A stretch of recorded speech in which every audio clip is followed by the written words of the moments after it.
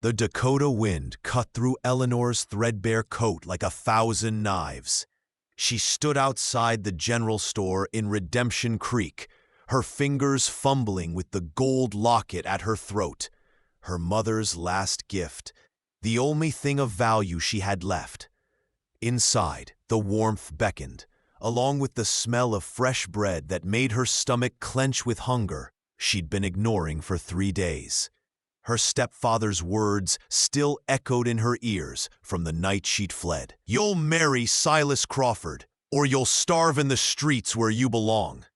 Silas, with his wandering hands and cruel smile, 50 years old and looking for a 4th wife after the mysterious deaths of the previous 3. So Eleanor had run, taking nothing but the clothes on her back and her mother's locket. Now, 2 weeks later, she'd reached the end of her rope and the edge of civilization. If you're enjoying this story, I'd be so grateful if you could take just a moment to subscribe to our channel and leave a like on this video. Your support truly means everything to us and motivates us to bring you more quality content like this. Thank you so much. Through the store window, she could see the shopkeeper weighing flour for a tall man in a black Stetson. She'd have to go in soon, before she collapsed. Eleanor pushed open the door, the bell chiming her arrival. "Help you, miss?" The shopkeeper's eyes narrowed at her disheveled appearance. I need food. Just a little bread. Maybe some—" Her voice cracked. She unclasped the locket, her hands shaking. "This is real gold. It should be worth. Let me see that." The shopkeeper reached for it greedily. A large, weathered hand intercepted his reach. "No need for that." Eleanor looked up into eyes, the color of a winter storm, gray with flecks of blue, set in a face that spoke of both hardship and honor. The man in the black Stetson was even taller up close, broad-shouldered beneath a sheepskin coat, with dark hair touching his collar, and a jawline shadowed with stubble. A thin scar traced from his left eyebrow to his cheekbone. But it didn't diminish his striking features. It only added to the sense that this was a man who'd survived things that would break others. "Gold isn't what we need here. You are," he said, his voice a low rumble that seemed to vibrate through her chest. "Redemption Creek needs good people more than it needs gold." Eleanor's throat tightened. I'm not asking for charity." "Good, I'm not offering it." He turned to the shopkeeper. "Add whatever the lady needs to my account, Pritchard." Then back to Eleanor. "I'm James Hartwell.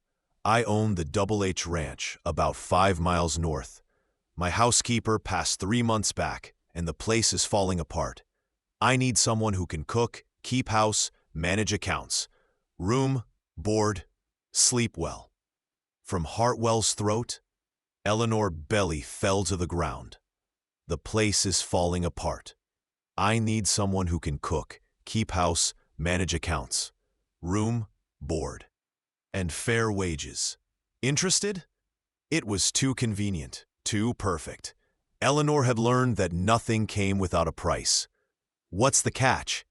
Something flickered in his eyes. Approval, perhaps. "The catch is the work's hard. The hours are long, and I'm not easy company. I don't talk much. I don't suffer fools, and I expect honesty. But I pay fair, and I give my word that you'll be safe under my roof. No man on my ranch will bother you, or they'll answer to me. I don't even know you." "No, you don't." He picked up his supplies. "But you know you're about to faint from hunger, and you're running from something. Could be I'm your best option right now. Could be I'm making a mistake. Only one way to find out." He tipped his hat. "Offer stands for 10 minutes. I'll be loading my wagon out front." Eleanor watched him walk out, her mind racing. She could feel the shopkeeper's suspicious gaze boring into her back. Through the window, she saw James Hartwell methodically loading flour sacks onto a sturdy wagon hitched to 2 massive horses. His movements were efficient, controlled, a man used to hard work. 8 minutes later, she was sitting beside him on the wagon seat, her small bundle of possessions on her lap, trying to ignore how aware she was of his presence. He smelled like leather and sage and wood smoke. They rode in silence for the first mile, the prairie stretching endlessly around them, golden grass bending beneath the wind. The afternoon sun painted everything in shades of amber and copper. "You got a name?" he finally asked. "Eleanor. Eleanor Porter." "Well, Eleanor Porter, we have an understanding to establish. You'll have your own room with a lock on the door. You use it if you want." "The ranch hands. I've got 6 of them. They're good men, but I'll make it clear you're off limits. You'll take meals with me, not with them. It's a respect thing. You work for me directly, not for them." "I can handle myself," Eleanor said, with more confidence than she felt. He glanced at her, one eyebrow raised. "I don't doubt it, but handling yourself is easier when you don't have to." The Double H Ranch appeared on the horizon, like something from a dream. The main house was 2 stories of solid timber, with a wide porch, flanked by a massive barn, several outbuildings, and corrals where horses moved like living poetry. Cattle dotted the distant hills. It was the kind of prosperity Eleanor had never known. "This is all yours?" she breathed. "Took me 10 years to build it." His voice held quiet pride. "Started with nothing but a land claim and a mule. Now I run 2,000 head of cattle and breed some of the finest horses in the Dakota Territory." He pulled the wagon to a stop in front of the house. A handful of men emerged from the barn, curiosity plain on their faces. James helped Eleanor down, his hand at her elbow, gentle but firm. "Boys, this is Miss Eleanor Porter. She's the new housekeeper. Anyone has a problem with that, anyone shows her disrespect, they can collect their pay and leave. Clear?" A chorus of "Yes, boss" followed. One man, gray-haired, with kind eyes, stepped forward. "Welcome, miss. I'm Tom Garrett, the foreman. Anything you need, you just holler." James led her inside. The house was indeed in disarray. Dust covered every surface, dishes piled in the kitchen, papers scattered across a massive desk in what must be the office. But the bones of it were beautiful. A stone fireplace dominated one wall, and the furniture, though neglected, was solid and well made. "Your room's upstairs, second door on the right. My room's at the end of the hall." He showed her a spacious bedroom with a large bed, a dresser, and a window overlooking the eastern pastures. True to his word, there was a lock on the door. "You'll find some dresses in the wardrobe. Belonged to my mother. She was about your size. Use what you need." "Mr. Hartwell?" "James. We're not formal here." "James," she corrected, the name feeling strange on her tongue. "Why are you doing this? You don't know anything about me." He leaned against the doorframe, studying her with those storm-gray eyes. "I know you were willing to sell your mother's locket to survive. I know you didn't cry when you were desperate. And I know you looked me in the eye and asked about the catch instead of just taking what I offered. That tells me enough. You could be making a terrible mistake." "Could be." A hint of a smile touched his lips. "But I've got good instincts about people. They've kept me alive this long." He left her to settle in, and Eleanor sank onto the bed, her hands trembling now that she was alone. What had she just agreed to? Over the next few days, Eleanor discovered that James Hartwell was a man of his word. He was up before dawn and rarely returned to the house before sunset, but he always made sure she had what she needed. The work was indeed hard. Years of neglect had left the house in sorry shape, but Eleanor threw herself into it with determined energy. Cleaning gave her purpose, a way to repay the refuge he'd offered. On the third evening, she prepared her first real meal: roasted chicken, fresh bread, and vegetables from the root cellar. When James came in, dirty and exhausted, he stopped dead at the sight of the table set for two. "You didn't have to do all this. I'm the housekeeper. It's my job. Your job is to keep the house. Cooking like this." He pulled off his hat, running a hand through his hair. This is something else. They ate in companionable silence. Eleanor found herself watching him. The way he moved with unconscious grace despite his size. The way his hands, scarred and calloused, handled his fork with surprising delicacy. When he caught her staring, she quickly looked away. "Tell me about the ranch," she said, needing to fill the silence. He did, his voice warming as he talked about breeding lines and grazing patterns, about the challenges of running a cattle operation in Dakota Territory.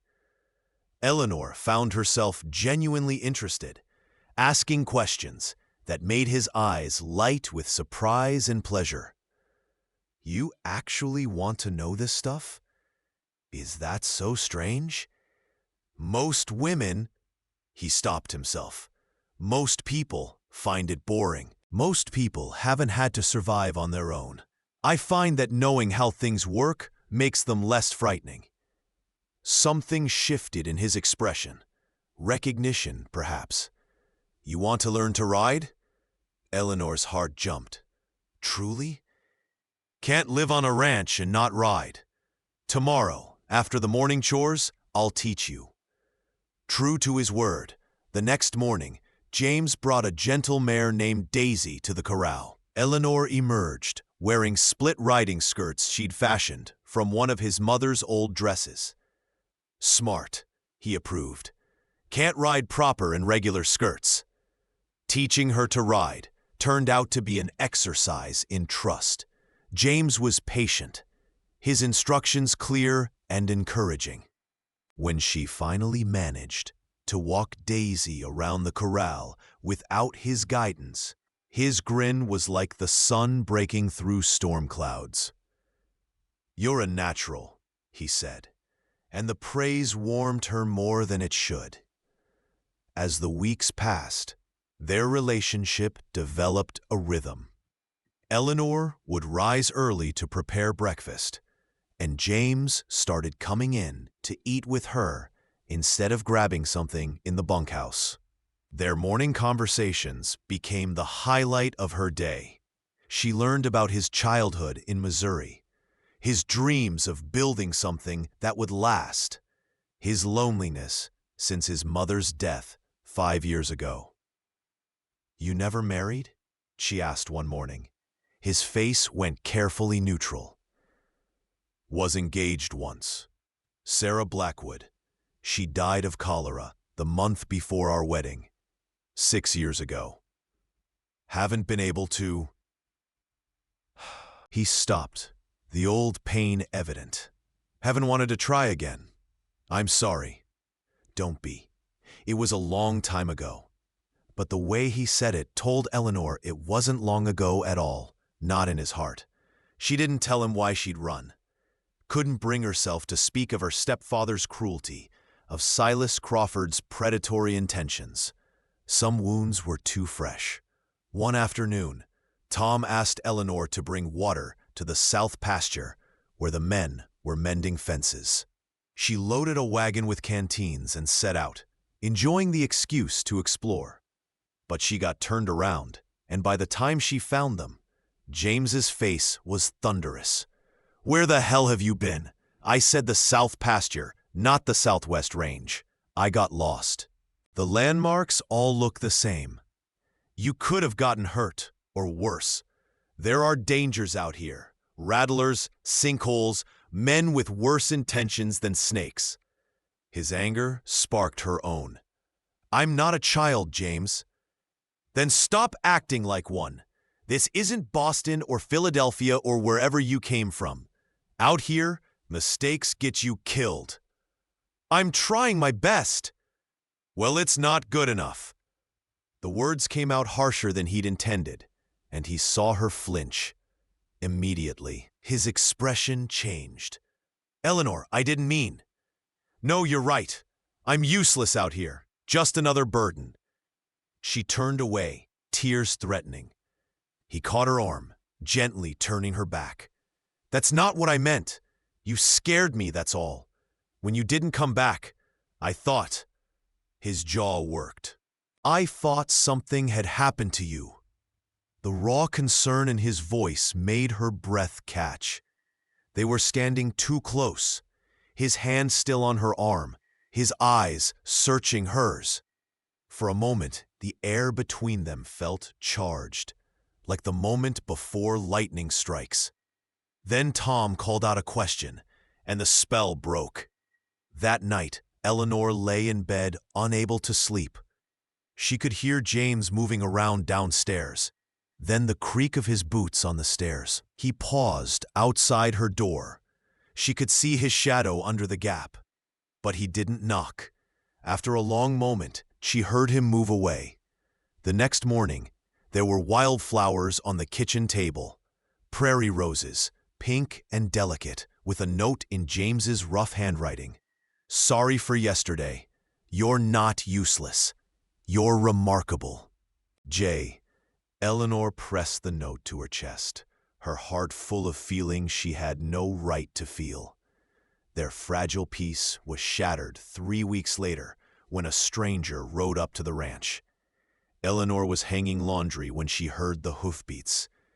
The man was tall and thin, with a cruel mouth and cold eyes. She recognized the type immediately, a predator in human skin. Help you? Tom called from the barn. Looking for a girl, about 23, dark hair, green eyes, runaway. Answers to Eleanor or Ellie. Her family's real worried about her. Eleanor's blood turned to ice.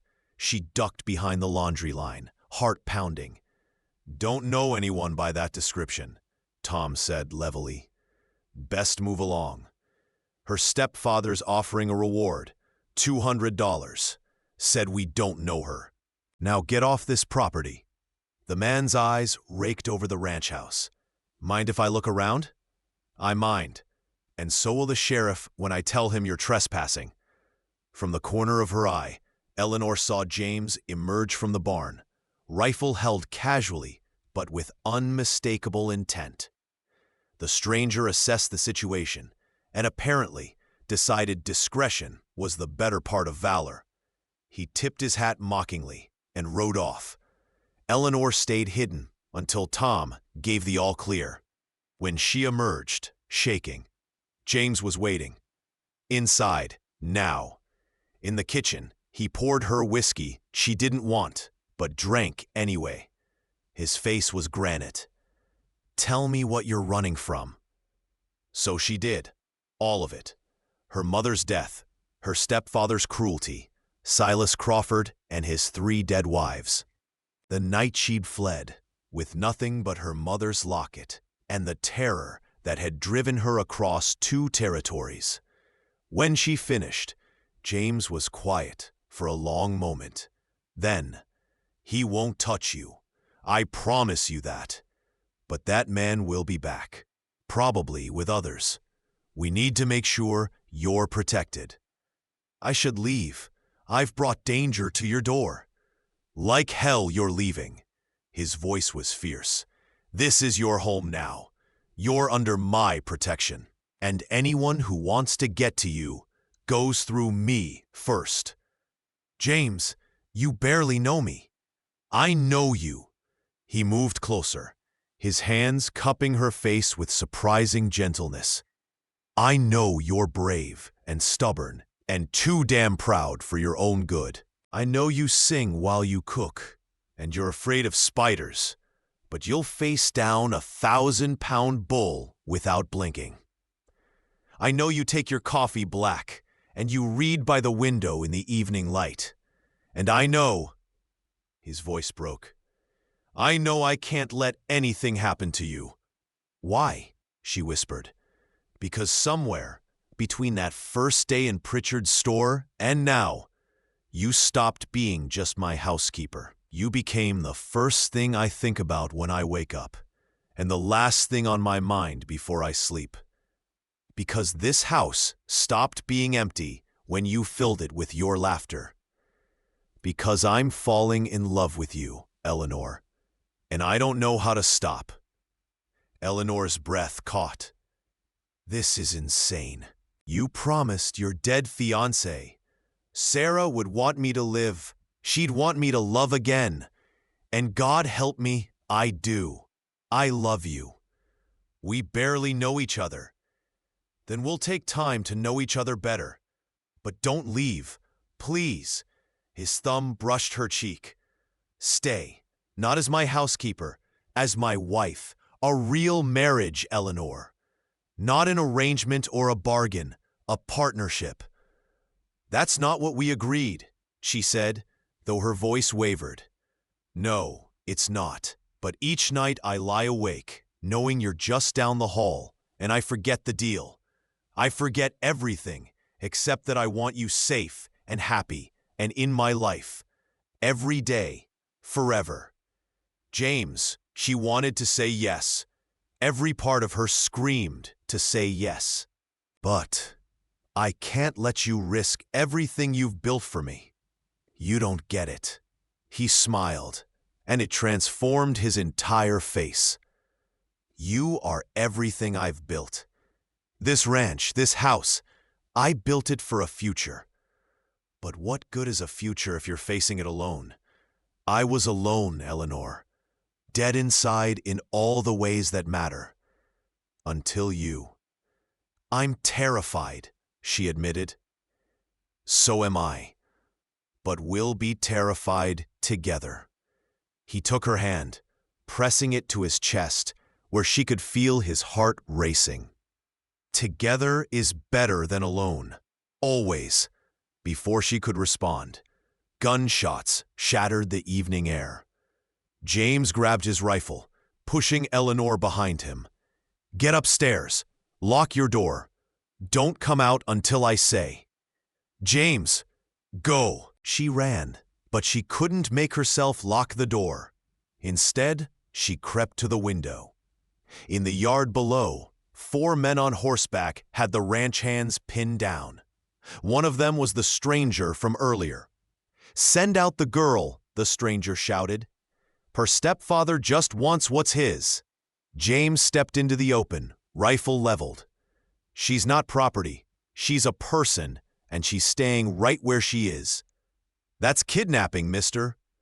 That's sanctuary. And if you don't get off my land in the next 10 seconds, it's going to be target practice." The stranger laughed. 4 against 1. You're not that good." "No." Tom stepped out of the barn, rifle ready. "But 4 against 7? Those are better odds." The other ranch hands emerged, all armed. For a tense moment, no one moved. Then Eleanor saw one of the strangers raise his gun, aiming at James's back. She didn't think. She grabbed James's revolver from his room and ran downstairs. The shot rang out just as she burst through the door, and James crumpled. "No!" Eleanor fired, the recoil nearly knocking her down. She'd never shot a gun before, but rage and terror made her aim true. The stranger clutched his shoulder and fell from his horse. Chaos erupted. The ranch hands engaged the remaining intruders, while Eleanor dropped to her knees beside James. Blood spread across his shoulder, but he was breathing. "Told you to stay inside," he gasped. "When have I ever listened to you?" She pressed her hands to the wound, trying to stop the bleeding. The gunfight was brief but brutal. When it ended, 2 of the intruders were dead. One was captured, along with the wounded stranger, and one had fled. Tom had taken a graze to the arm, but James's injury was the worst. They got him inside and onto the kitchen table. Eleanor had Tom ride for the doctor while she worked to stop the bleeding. Her hands were steady, even as her mind screamed with fear. "Not how I imagined proposing," James said, his face pale. "Shut up and save your strength." "That a yes? You're delirious." "Eleanor." He caught her hand, his grip surprisingly strong. "Say yes. Say you'll marry me.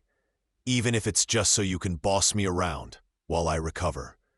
You're not going to die, you stubborn fool. Promise me." She looked at his face, at the blood soaking his shirt, at the life she'd found in this impossible place with this impossible man.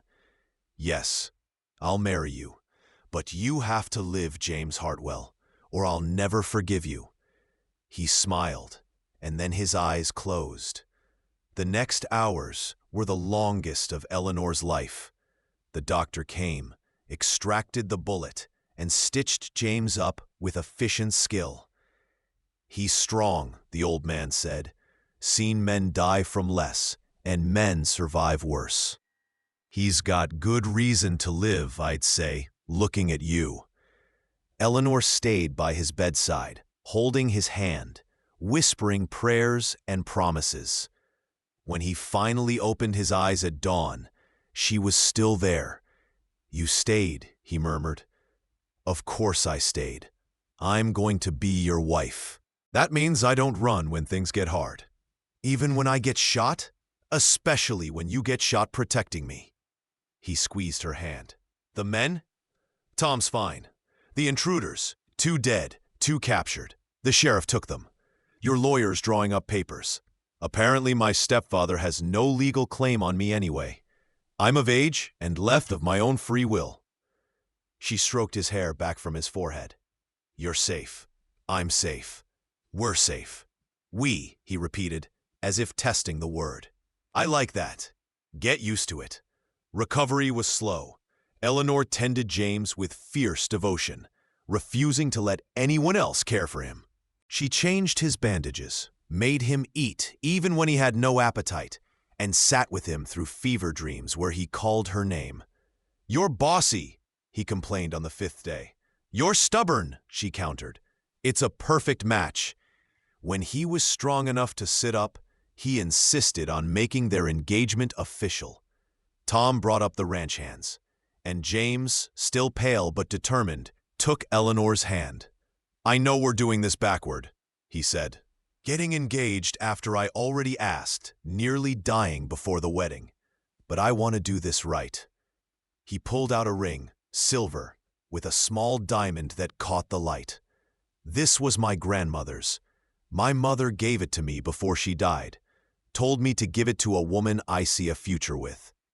Eleanor Porter, you're my future, all of it. Will you wear this ring?" Eleanor's eyes filled with tears. Yes, 1,000 times yes. The ring fit perfectly.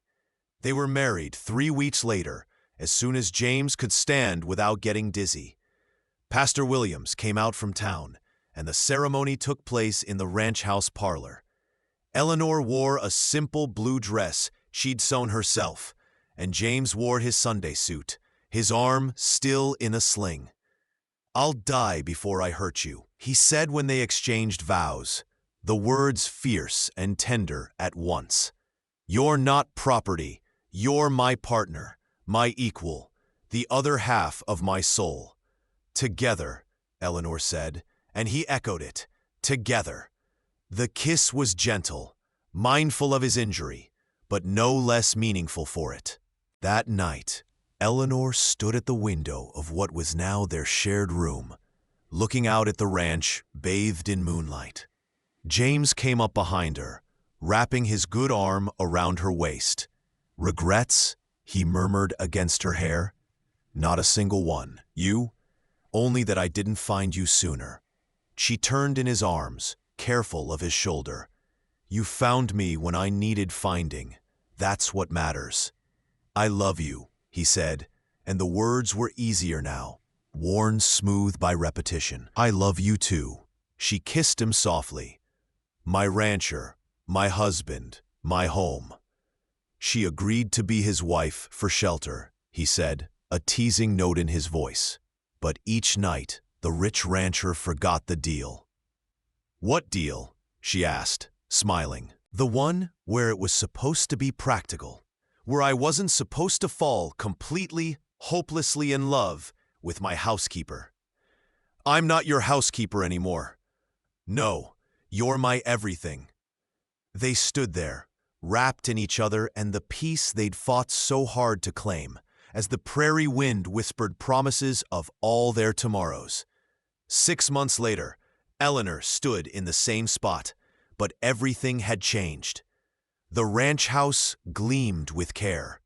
The accounts were perfectly organized, and the men treated her with the respect due the lady of the house. She'd learned to shoot, to ride like she'd been born to it, and to stand her ground when necessary. But more than that, she'd learned what it meant to be loved, truly, deeply, unconditionally loved.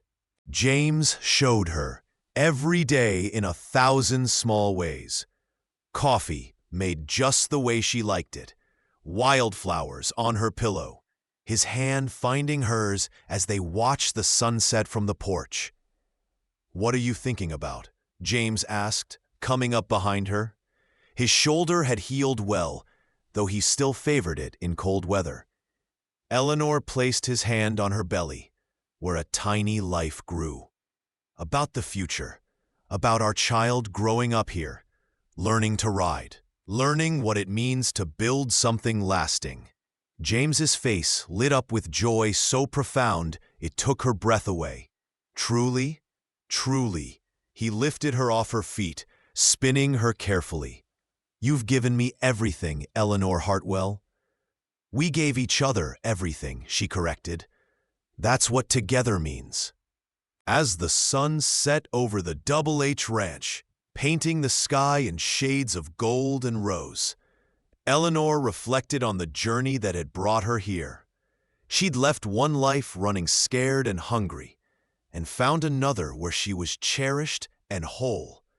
Sometimes the best things in life came from the worst circumstances. Sometimes home wasn't a place, but a person. And sometimes, when you were brave enough to reach for it, love found you in the most unexpected places. Together, James said against her hair. Always, Eleanor answered, and it was. Thank you so much for listening to this story. I'd love to know where you're enjoying this tale from. Are you listening at home, during your commute, or perhaps while working? Please subscribe to the From Wild West channel and share your thoughts in the comments below. What did you think of Eleanor and James's journey? Your feedback means the world to us.